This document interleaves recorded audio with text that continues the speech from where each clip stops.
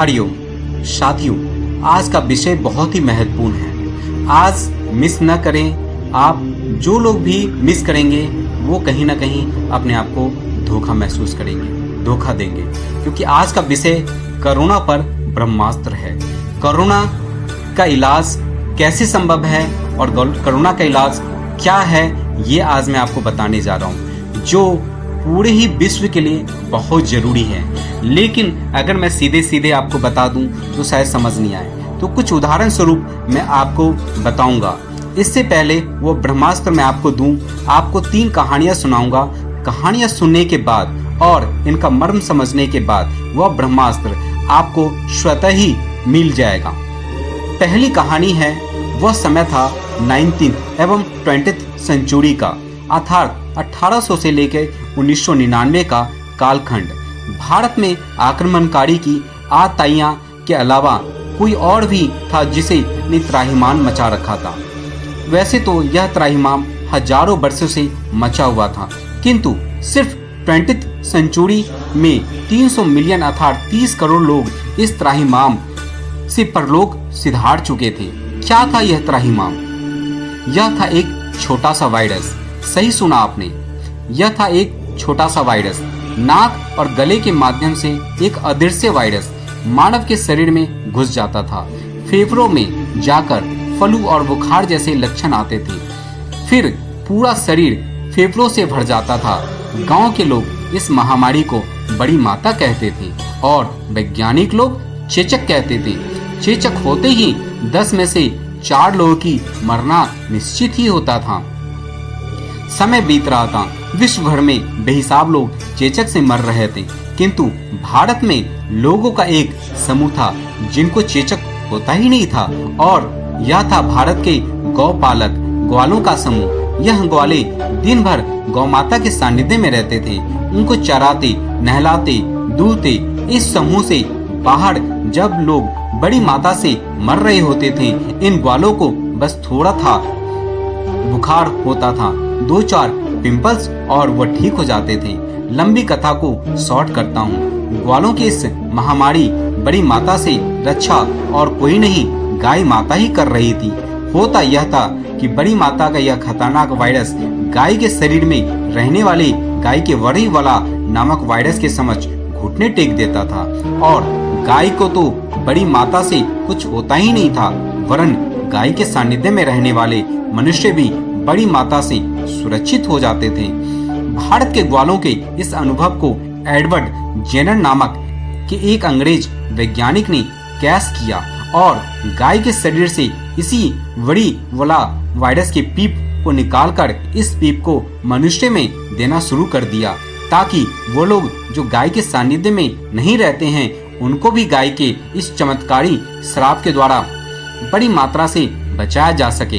हजारों वर्षों से धरती पर त्राहिमाम मचाती चेचक अर्थात बड़ी माता का निदान विश्व को मिल गया था। यही चेचक की वैक्सीन थी और विश्व की प्रथम वैक्सीन भी इसी वैक्सीन को खोजने का श्रेय मिला। अंग्रेज एडवर्ड जेनर को लोग भारत के ग्वालों को भी भूल गए और गाय को भी। यह कथा फिर कभी, किंतु कथा का सारांश यह है कि हजारों वर्षों की महामारी का इलाज मिला गौ माता से। अब दूसरी कथा कहता हूँ। यह कथा बस कुछ वर्ष पहले की है, मात्र 3 वर्ष पहले की। गूगल कर लीजिए, तथ्य और डेट मिल जाएंगी।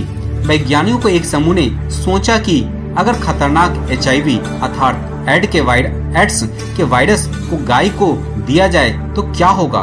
वैज्ञानिकों ने HIV का वायरस गाय के शरीर में प्रविष्ट कराया, और क्या, गाय को एड्स होने के बजाय एड्स का यह वायरस गाय माता के शरीर में नष्ट हो गया। नष्ट ही नहीं हुआ, वरन उसके खिलाफ गाय के खून में एक विशेष एंटीबॉडी भी बन गया जो HIV वायरस को मार डालने में सक्षम थी। विश्व के सबसे बड़े विज्ञान की जर्नल नेचर में 2 वर्ष पहले ही खोज छपी है कि HIV की वैक्सीन संभव है तो सिर्फ गाय के सहारे।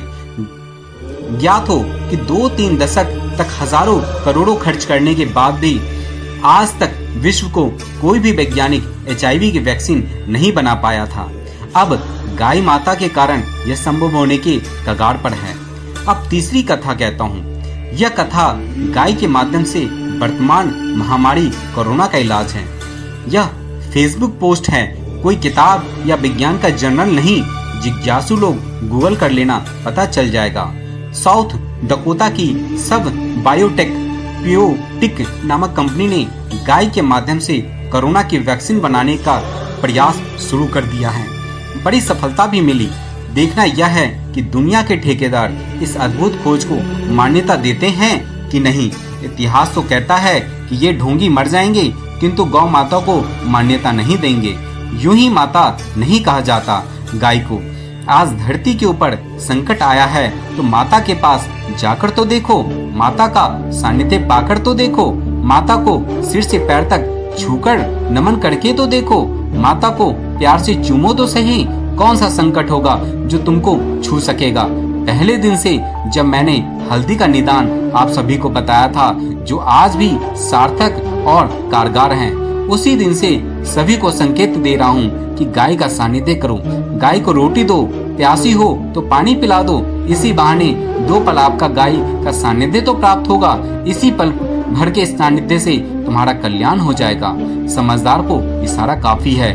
वर्तमान महामारी से बचना है तो 100 साल पुराने चेचक के इतिहास और निदान से सीख लेनी होगी। गाय को आप लोग भूल गए हैं। यह विस्मृति ही वर्तमान कष्टों का कारण है। कभी इन आवारा घूमती भूखी प्यासी करती गायों की आंखों को पढ़ना, कहती मिलेंगी कि हे मेरे पुत्रों, तुम व्यथित क्यों हो, मेरे पास आओ, मुझे काट लेना, खा जाना, मुझको खाकर लेना, लेकिन अपनी भूख शांत कर लेना। किंतु उससे पहले बस 2 पल मेरे साथ बिताओ तो सही। व्यतीत क्यों हूँ, मैं हूँ ना, मेरे कार्य पूर्ण हुआ। गाय सबकी है, किंतु पल 2 पल का सानिध्य इनके साथ आपको स्वयं तलाशना होगा। अगर यह वीडियो आपको अच्छा लगे, अगर आपको इसमें सत्यता नजर आए तो आप इसको लाइक और शेयर और कमेंट करना ना भूलें।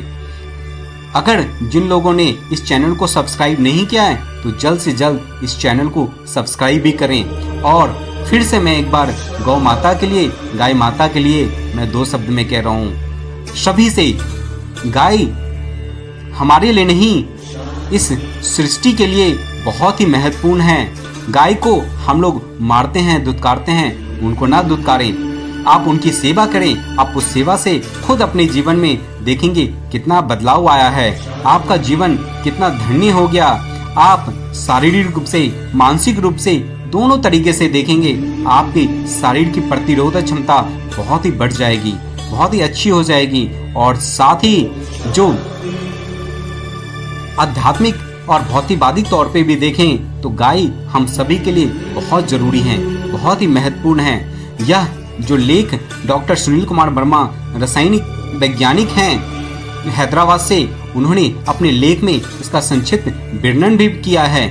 आप सभी से दोबारा पुनः आग्रह भी है कि गाय की सेवा करें, गाय को मारे नहीं, उनको उनका अपना दर्जा दिलाएं। आप सभी को मेरा प्रणाम। आपने इतने ध्यानपूर्वक सुना, समझा। अगर आपको अच्छा लगे तो दोबारा से कहता हूँ आप इसको शेयर करना ना भूले। हरिओम।